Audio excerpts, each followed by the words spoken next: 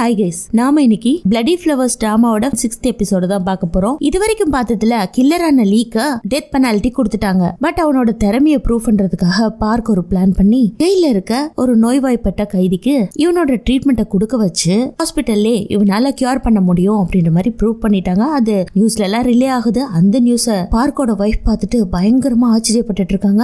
இவங்க மட்டும் இல்லங்க, ஊர் உலகமே அப்படிதான் வாய் திறந்து பார்த்துட்டு இருக்கு. அது மட்டும் இல்ல, ஒரு சின்ன பையனுக்கும் அவன் ட்ரீட்மெண்ட் கொடுத்திருப்பா, அந்த குழந்தையும் கியூர் ஆயிருக்கும். அடுத்து பாக்குறதுக்கு சூச்சம் ரிசர்ச் இன்ஸ்டிடியூட்டோட சேர்மன் வந்து மீட் பண்ணிருப்பாரு. அது வரைக்கும் பார்த்திருப்போம் இல்லையா? இதுக்கப்புறம் என்னதான் நடக்க போகுது அப்படிங்கறத இந்த எபிசோட்ஸ்ல பார்க்கலாம். இந்த சேனலுக்கு புதுசா வந்தவங்க ப்ளீஸ் சப்ஸ்கிரைப் பண்ணிக்கோங்க. பக்கத்துல இருக்க பெல் நோட்டிபிகேஷன் ஆன் பண்ணி வச்சுக்கோங்க. லைக் பண்ணுங்க, ஷேர் பண்ணுங்க, அப்படியே உங்களோட சப்போர்ட்டையும் தெரியப்படுத்துங்க. கதையோட ஆரம்பத்துல சேர்மன் பேசிட்டு இருக்கும் போது சாட்டக்குன்னு பக்கத்துல நிக்கிற ஆனா ஒரு கண்ணுல பார்க்க இத சேர்மன் புரிஞ்சுக்கிட்டு, நீ கொஞ்சம் வெளியில இருக்கியா அப்படின்னு இவனோட அசிஸ்டன்ட்ட வெளியில அனுப்பிச்சு வச்சிரான். சோ இப்ப சாவால ஓபனா பேச முடியும் இல்லையா? அதனால அதே சமயத்துல இந்த பக்கம் லீயும் ஹானும் பேசிட்டு இருக்காங்க இல்லையா? அதுல நீ எப்படிடா இருக்க அப்படின்ற மாதிரி ப்ரொஃபசர் ஹான் லீய பார்த்து கேட்க, கொஞ்சம் போர் அடிக்குது, ஓகே தான், மத்தவங்களுக்கு சர்வீஸ் பண்ணிட்டு இருக்கேன் இல்லையா, அப்படியே போயிட்டு இருக்கு அப்படின்ற மாதிரி சொல்ல, அவரு பாக்கெட்ல இருந்து மொபைல் எடுத்து ஏதோ ஒரு வீடியோவை காட்டுறாரு. அதுவும் கேமராவை மறைச்ச மாதிரி. அத லீயும் பார்த்துட்டு சிரிக்கிறான். இந்த பக்கம் பார்க்கும் உங்க ஒய்ஃபும் குழந்தைய ஐசியூல அட்மிட் பண்ணிட்டு வெயிட் பண்ணிட்டு இருந்தாங்க இல்லையா? அப்போ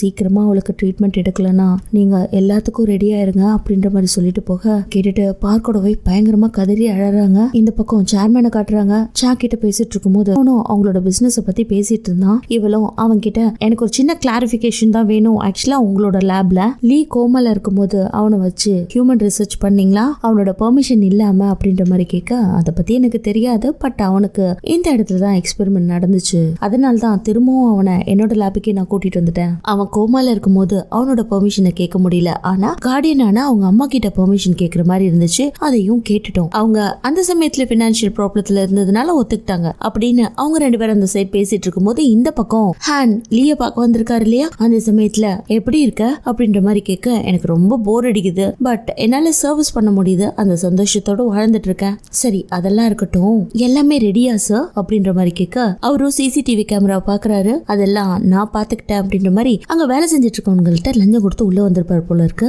சோ இப்ப அந்த கேமரா ஆஃப்ல இருக்கு. அவரோட பாக்கெட்ல இருந்து மொபைல் எடுத்து அவங்க கிட்ட காட்டுறாரு இல்லையா? அது என்னன்னா இந்த பில்டிங்ல இருந்து எப்படி எஸ்கேப் ஆகி வெளியில போறது அப்படிங்கிற ஒரு மேப்பை தான். சோ இங்க இருந்து நீ தப்பிக்கணும்னா ஒரு 3 மினிட்ஸ்ல, தப்பிக்கலன்னா நீ மாட்டிப்ப அப்படிங்கிற மாதிரியும் சொல்றாரு. ஃபைனலா உன்னோட நோட் இப்போ இந்த நிறுவனத்தோட சேர்மன் கையில மாட்டிக்கிச்சு அப்படின்ற மாதிரி சொல்ல, சார் அது போனா போகட்டும், எல்லாமே என்னோட மைண்ட்ல இருக்கு, நான் பாத்துக்கிறேன்னு சொல்ல அவரு கிளம்பிடுறாரு. அப்போ அவரோட கார் போகும்போது அவர் யாரோ ஃபாலோ பண்ணிட்டு போற மாதிரி இருக்கு. ஆனா இந்த பக்கம் இதெல்லாம் நோட் பண்ணாத சேர்மன் சாக்கிட்ட உட்காந்து பேசிட்டு இருக்காரு. பாருங்க மேடம், நீங்க இல்லீகலா ஹியூமன் ரிசர்ச் பண்ணோம் அப்படின்னு தானே கேட்டுட்டு இருக்கீங்க, ஆனா ஒரு விஷயத்த மறந்துட்டீங்க, பெர்மிஷன் வாங்கிட்டு தான் இத பண்ணோம். இப்படிதான் கியூரே பண்ண முடியாத டிசீஸ்லாம்ல எங்க அப்பா இறந்து போயிட்டாரு. இந்த உலகத்துல எத்தனை மக்கள் கஷ்டப்பட்டுட்டு இருக்காங்க, நான் திரும்ப திரும்ப அதை மீன் பண்ணிட்டு இருக்கேன். அவங்க எல்லாம் கியூர் ஆகணும், அதை பத்தி மட்டும் திங்க் பண்ணுங்க, இல்லனா கவர்மெண்ட் என்னோட கைகோத்து இந்த எக்ஸ்பெரிமெண்ட் நடத்துமா என்ன அப்படிங்கிற மாதிரி சொல்ல, இந்த பக்கம் நியூஸ்ல லீ இன்னைக்கு ஃபர்ஸ்ட் பேஷண்ட குணப்படுத்த போறாரு, அதுவும் ஒரு சின்ன பையனை அப்படின்னு ரிலே ஆகுது. அந்த நியூஸ சாவோட ஆபீஸ்ல அசிஸ்டண்டா வேலை பார்த்த அந்த லேடி இந்த நியூஸ் எல்லாம் பார்த்துட்டு எல்லாமே கரெக்டா தான் இருக்கு, ஆனா லீக்கு ட்ரீட்மெண்ட் கொடுக்கும் போது அவன் கோமால இருக்கும் போது அவங்க அம்மா செத்து போயிட்டதா ஒரு நியூஸ் இருக்கே, அததான் நான் திரும்ப திரும்ப யோசிச்சுட்டு இருக்கேன் அப்படின்ற மாதிரி சாவோட ஆபீஸ்ல வேலை செஞ்ச லீ கிட்ட சொல்ல, அவரோ இங்க பாரு, நீ சும்மா தேவையில்லாத விஷயத்துல தலையிட்டு இருக்காத, கண்டிப்பா நீயும் சா மேடமும் சேர்ந்தே இந்த ஃபிஷிங் வேலை எல்லாம் பண்ணிட்டு இருந்தீங்கன்னு தெரிஞ்சிச்சுன்னா சீஃப் ஹோக்கு கண்டிப்பா கோவம் வந்து பிரச்சனை ஆயிடும், பாத்துக்கோ அப்படின்ற மாதிரி அடக்கி வச்சிடறான். அடுத்து இந்த பக்கம் லீ இப்போ ட்ரீட்மெண்ட் பார்க்க வரான். பாத்தீங்கன்னா ஒரு சின்ன குழந்தைக்கு, அந்த குழந்தை பயங்கர பயத்தோட படுத்துட்டு இருக்கு. உள்ள போன உடனே எதுக்கு கேமராவும் கைமா வந்து நிக்கிறீங்க அப்படின்ற மாதிரி இங்க நிக்கிற போட்டோகிராஃபரை பார்த்து லீ கேட்ட உடனே, இல்ல சார் இதெல்லாம் நாங்க மீடியாக்கு அப்படியே போஸ்ட் பண்ணிட மாட்டோம், நீங்க ட்ரீட்மெண்ட் கொடுத்துட்டு இருக்கீங்க அப்படின்னு ஒரு விளம்பரத்துக்காக தான் இந்த போட்டோ எடுக்கிறோம், இது சேர்மனோட உத்தரவு அப்படின்ற மாதிரி சொல்ல, இவனும் ஸ்ட்ரைட்டா அந்த குழந்தைகிட்ட போயிட்டு உன்னோட கண்ணை ஒரு செகண்ட் மூடி துறைய அப்படிங்கிற மாதிரி சொல்ல, அந்த குழந்தையும் அம்மா அப்படின்ற மாதிரி பயப்படுது. வருது. சோ அவங்க அம்மா வந்து டாக்டர் என்ன சொல்றாங்களோ அதெல்லாம் கேட்கணும்ன்ற மாதிரி சொன்ன உடனே அந்த குழந்தையும் கண்ணை மூடின உடனே லீ டக்குன்னு உன்னோட கண்ணை துற அப்படின்னு சொல்ல உடனே அந்த குழந்தை கண்ணை துறக்க, பாத்தியா கண்ணை மூடி திறக்கிறதுக்குள்ள உனக்கு இந்த ட்ரீட்மெண்டே முடிஞ்சு போயிடும், பயப்படாம இரு அப்படின்னு சொல்லிட்டு அந்த குழந்தைய ஆசுவாசப்படுத்தி அதுக்கப்புறம் தான் ட்ரீட்மெண்டே கொடுக்குறான். இந்த பக்கம் இங்க என்ன நடந்துட்டு இருக்கோ எல்லாத்தையும் சேர்மன் நோட் பண்ணிக்கிட்டே இருக்காங்க. இந்த பக்கம் ஜோவும் மின்னும் அவங்க அம்மா எந்த இடத்துல இருந்தாங்களோ அந்த இடத்துக்கு போய் நின்னு இன்வெஸ்டிகேஷன் பண்ண ஆரம்பிக்கிறாங்க. ஆக்சுவலா கில்லரோட அம்மா ஹார்ட் அட்டாக்ல இறந்து போயிருக்கதா ஒரு ரிப்போர்ட் இருக்கும். அவங்க இந்த பாலத்துல இருந்து ஹார்ட் அட்டாக் வந்து கீழே விழுந்தாங்கன்னா கண்டிப்பா பேக் சைட தான் விழுந்திருப்பாங்க, யாருமே ஃப்ரண்ட்ல போய் விழ மாட்டாங்க. ஆனா அவங்களோட டெட் பாடி எங்க விழுந்துச்சுன்னு சொன்ன அப்படிங்கிற மாதிரி மீன் கேட்ட உடனே ஜோ இதே இடத்துல தான் விழுந்துச்சு, ஆனா அவங்களோட டெட் பாடி கரை ஒதுக்குனது அந்த இடம், அங்க இருந்துதான் அவங்கள ரெக்கவர் பண்ணி போஸ்ட்மார்ட்டம் பண்ணாங்க, அதுல ஹார்ட் அட்டாக்னு இருந்துச்சு அப்படிங்கிற மாதிரி சொல்ல, இல்ல நல்லா யோசிச்சு பாரு அவங்க இப்படியா விழுந்திருப்பாங்க அப்படின்ற மாதிரி இவ்வளவு ஆக்ஷன் பண்ணி காட்ட, இல்ல இதுல ஏதோ ஒரு உள்குத்து இருக்கு, கண்டிப்பா இது என்ன ஏதுன்னு கண்டுபிடிக்கணும்னு ரெண்டு பேரும் குடுன்னு ஓட, அதே சமயத்துல இந்த பக்கம் சா போலீஸ் ஆபீசரை கூட்டிக்கிட்டு கில்லர் இருந்த வீட்டுக்கு வர அந்த இடத்துல போட்டி இருக்கும் இல்லையா, சோ எப்படி உள்ள போவீங்க அப்படின்ற மாதிரி போலீஸ் ஆபீசர் கேட்க, அதெல்லாம் ஏறி குதிச்சு உள்ள போயிடலாம் அப்படின்ட்டு அவ பாட்டுல கேட்ட தாண்டி குதிக்க போக, ஏங்க என்ன பண்ணிட்டு இருக்கீங்க, இந்த இடத்துக்குள்ள யாருமே வரக்கூடாது அப்படின்ற மாதிரி சொன்ன உடனே அவளும் உள்ள ஏறி குதிச்சு மெயின் கேட்டை ஓபன் பண்ணிட்டு இந்த வழியா நீங்க உள்ள வாங்க, யாரும் உங்களை ஒன்னும் சொல்லிட மாட்டாங்க அப்படின்ட்டு அவங்க உள்ள போகும்போது கதவு பூட்டி இருக்கு, என்ன அப்படியே நின்னுட்டு இருந்தீங்கன்னா என்ன அர்த்தம், கதவை உடைங்க ஹெல்ப் பண்ணுங்க அப்படின்ற மாதிரி கேட்க, ஏங்க நான் கொரியாவோட போலீஸ் ஆபீசர் அது தெரியுமா, பூட்டி இருக்க வீட்டை கதவெல்லாம் உடைக்க சொல்றீங்க அப்படின்ற மாதிரி இவங்க பேசிட்டு இருக்கும் போது யாரோ இவங்கள வேவ் பாக்குற மாதிரி இருக்கு. அதை சா கவனிச்சுட்டு பின்னாடியே ஃபாலோ பண்ண ஆரம்பிக்க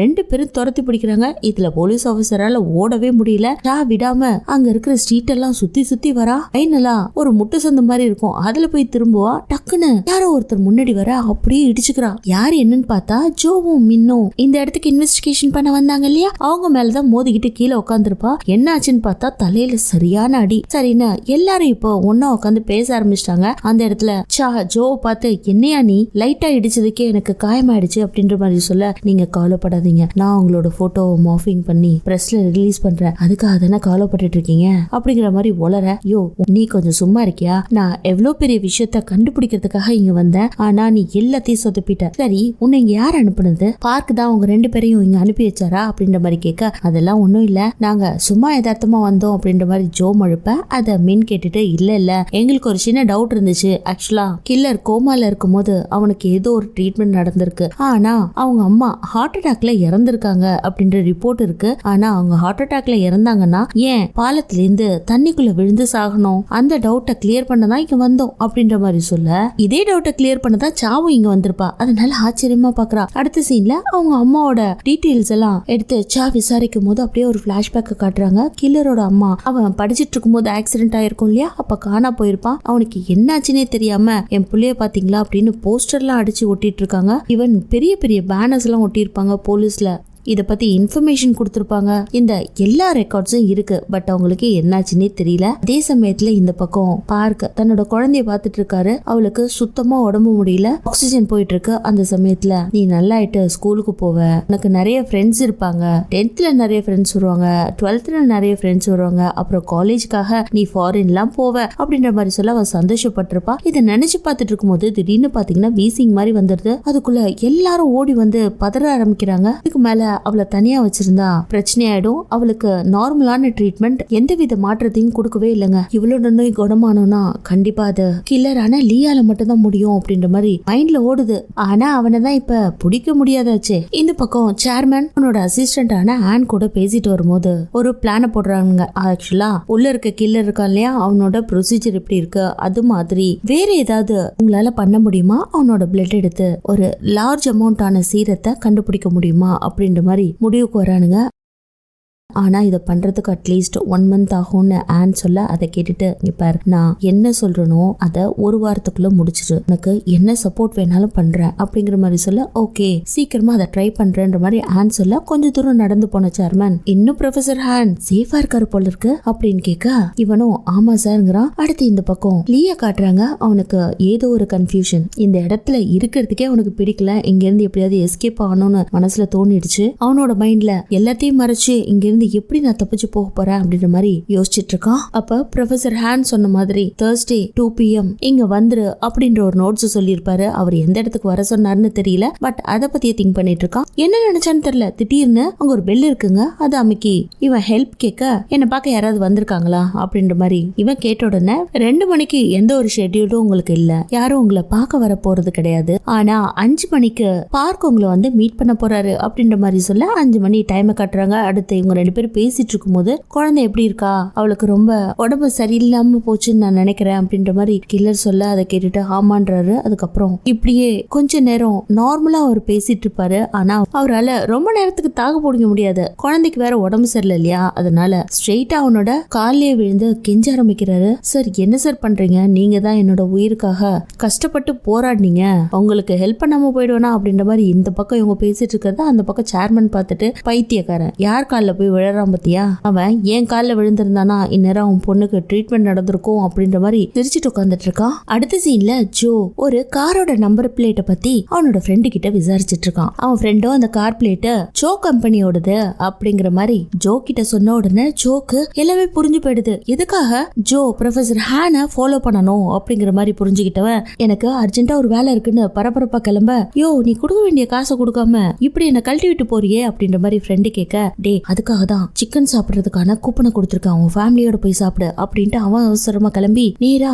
நம்ம பார்க்கு கால் பண்ணி இந்த தகவலை கொடுக்க, அவரு இப்பதான் அந்த கம்பெனிக்குள்ள போய் நம்ம ஹீரோவை மீட் பண்ணிட்டு வந்திருப்பாரு. ஜோ சொல்றத கேட்ட உடனே ஒரு மாதிரி பயந்துடுறாரு. அங்க கட் பண்ணி அடுத்த சீன்ல லீய பார்த்துட்டு அவர் வெளியில வரும்போது சாவ பாக்குறாரு. அந்த இடத்துல அவ இந்த கேஸ பத்தி டிஸ்கஸ் பண்ண ஆரம்பிக்கிறான். உனக்கு எதுக்கு திரும்பவும் அந்த கேஸ் மேல ஆர்வம், அதான் அது க்ளோஸ் ஆயிடுச்சு அப்படின்னு கேட்க, அதெல்லாம் இல்ல, இன்னைக்கு காலையில சுமோட சேர்மனை மீட் பண்ண போயிருந்தேன். அந்த இடத்துல அவர் என்ன சொன்னார்னா, லீ கோமால இருக்கும்போது அவங்க அம்மா கிட்ட பெர்மிஷன் கேட்டதா சொல்லியிருக்காரு, அது பொய் சார், நான் இன்வெஸ்டிகேஷன் பண்ணி பார்த்ததுல நிறைய விஷயங்களை கண்டுபிடிச்சேன் அப்படிங்கிற மாதிரி சொல்ல, இங்க பாருமா ஆல்ரெடி அவனை உனக்கு சுத்தமா பிடிக்காது, அது ஏன் பிடிக்கல அதை மட்டும் எனக்கு கொஞ்சம் சொல்றியா அப்படின்ற மாதிரி கேட்க, ஆமா சார் அவன் 17 பேரை கொலை பண்ணிட்டு நான் அவனை இன்ட்ரோகேஷன் பண்ண போற டைம்ல என்கிட்ட டீல் பேசினா, அவனோட எபிலிட்டிய கோர்ட்டுக்கு முன்னாடி ப்ரூவ் பண்றதுக்கு டீல் மாதிரி என்கிட்ட பேசினா, அது எனக்கு பிடிக்கல அப்படின்னு பிளாஷ்பேக்க காட்டுறாங்க. அதெல்லாம் இருக்கட்டும், இன்ன வரைக்கும் அவன் மேல உனக்கு அந்த கோவம் தீரவே இல்ல, அது ஏன்? ஆமா சார் 17 பேரை கொலை பண்ணிருக்கான், அவனோட எபிலிட்டிய அவன் ப்ரூவ் பண்ணோம்னா அவனே ப்ரூவ் பண்ணிருக்கலாம், அதை விட்டுட்டு கொலை பண்ணிட்டு